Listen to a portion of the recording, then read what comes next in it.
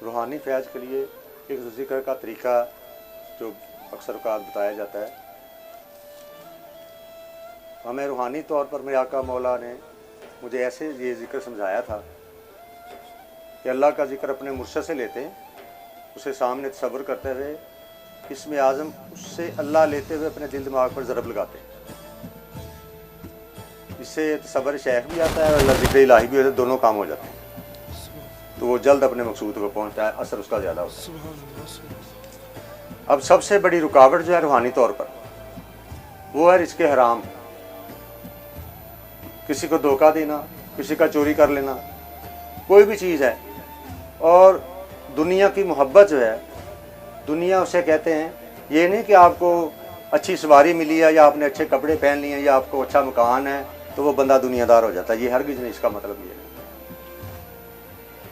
दुनियादारी होती है कि अल्लाह रसूल की तरफ पुष्ट हो जाए और गलबा दुनिया की चीज़ों की तरफ हो जाए, उन दुनियावी चीज़ों की मोहब्बत ज़्यादा हो जाए, तो वो बंदा दुनियादार है, अगरचे काबे में बैठा है। तो अगर अपने घर में भी बैठा है लेकिन उसकी कैफियत, उसका जहन अल्लाह रसूल की मोहब्बत का गलबा हो और बाकी चीज़ें नीचे हों, तो वो मोमिन हो जाता है, अल्लाह खा अपने घर में बैठा हो। और इंसान की असलियत अक्सर उस वक्त ज़ाहिर होती है जब उसे इख्तियार होता है, जब वो किसी चीज़ का मालिक बन जाता है, खुद मुख्तार बनाया जाता है, तो उस वक्त वो अपनी असली कैफियत जो अंदर की होती है वो उससे बाहर निकलनी शुरू करती है।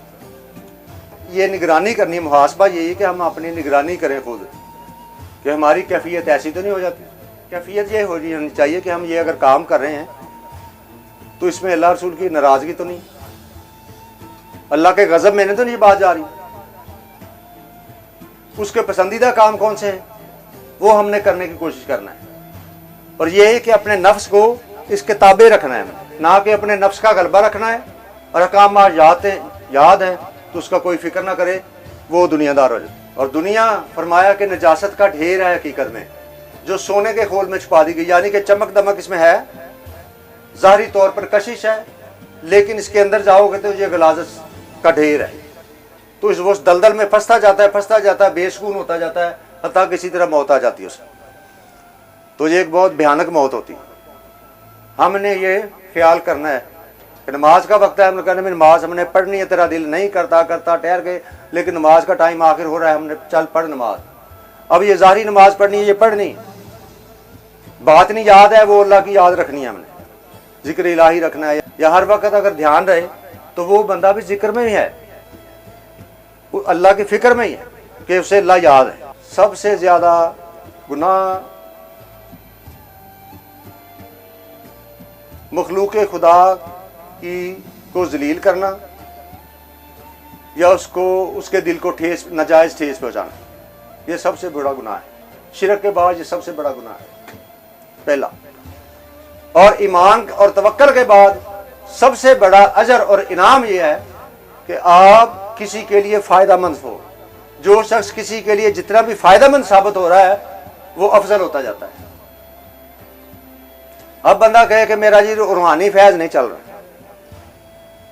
या मुझे रूहानी फैज़ नहीं हो रहा, मैंने 2-4 महफिलें अटेंड की थी, बैत हो गया था मैं, तो अब वो उसकी गंदगी दूर नहीं उसने की, उसने सच्चे दिल से तौबा ही नहीं की, ना उसने कोशिश की कि मैं गलाजत को तो दूर करूं।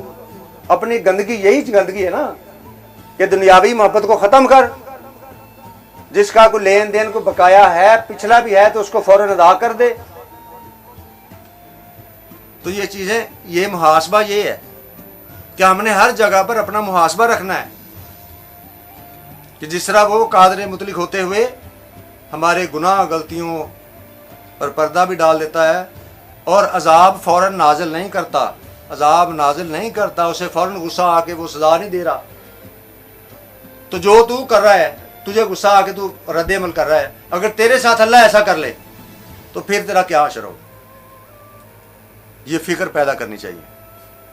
जितना आपके अखलाक अच्छे होंगे, जितना दरगुजर करने वाले होंगे, आप ये सोचें कि मेरी वजह से किसी को फायदा हो रहा है कि नहीं। गालियां देना या मारना वो तो नुकसान दे रहे हैं आप। असल फिक्र की बात यह है کہ ہماری وجہ سے کسی کو فائدہ ہوا کہ نہیں. ہم اپنے گھر میں رہتے ہیں, ہمارے بھائی بہن بیوی والدہ یا جو بھی ہے گھر والے, ہم سے فائدہ اسے پہنچا رہے ہیں کہ نہیں. اگر ہم فائدہ ہماری طرف سے نہیں ہے تو ہم بیکار بندے, پھر کوئی نہیں.